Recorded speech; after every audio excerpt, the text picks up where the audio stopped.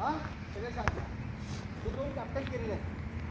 हे यातले एक एक खेळाडू मागून घेतील.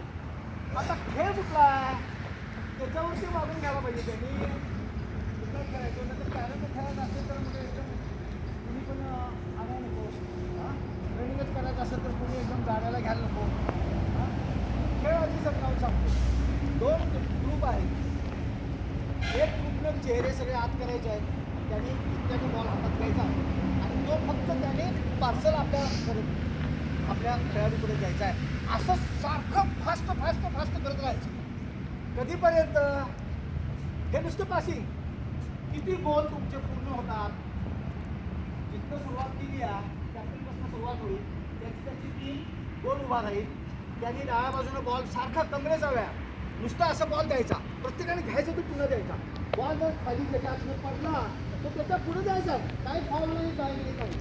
हे कधीपर्यंत चालेल. माझी सुट्टी मागायचं त्यांचं चालू होईल एका टीम.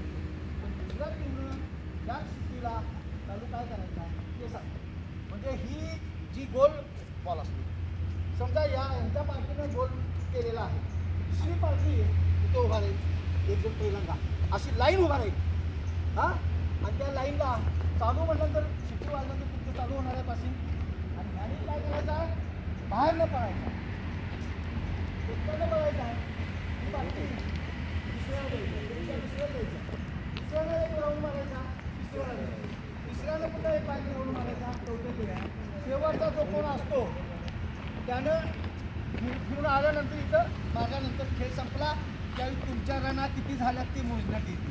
किती राऊंड झाले आणि खेळ त्यांनी कुठं थांबवला. म्हणजे तुम्ही बॉलिंग करताय तुम्ही तर आता त्यासाठी एक फक्त निर्बंध एवढंच बाहेरच्या बाजून पाळायचं आहे. एवढंच काम आहे. त्या दृष्टिकोनातनं तुम्ही खेळाडू मागून घ्या.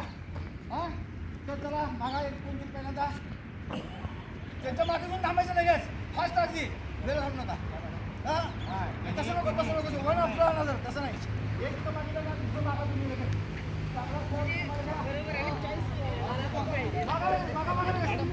मॅडम लक्ष द्या सगळ्यांनी ह्याच्याकडे लक्ष द्या. चला मागा लगेच.